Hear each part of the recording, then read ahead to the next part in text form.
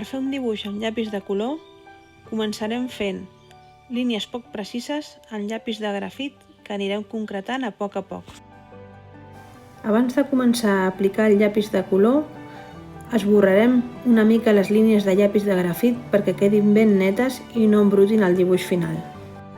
Tot seguit començarem a aplicar el llapis de color dels tons més clars als tons més foscos.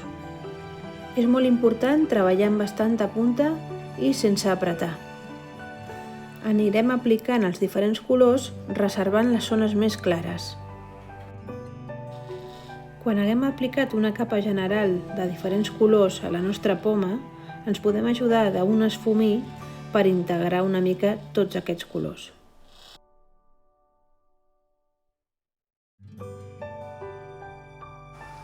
Després seguirem aplicant diferents tonalitats, però sempre tenint en compte que el llapis de color és molt difícil d'esborrar, així que la llum que necessitem sempre l'hem de preservar.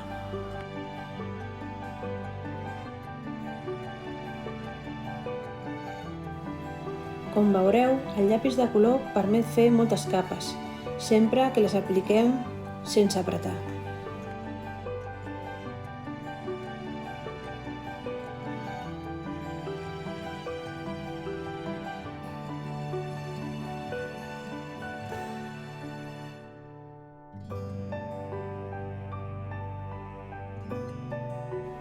En aquest tipus de dibuix, el blanc és el paper, però el color blanc es pot fer servir en moments ja molt avançats per acabar de difuminar. Perquè sigui visible el difuminat amb el color blanc, haureu d'apretar bastant amb el llapis.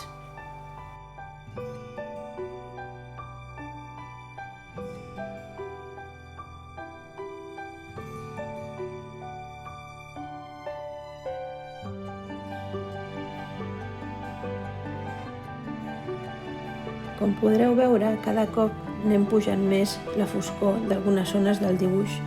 Això fa que augmenti el contrast. El contrast dona força al dibuix i sensació de volum.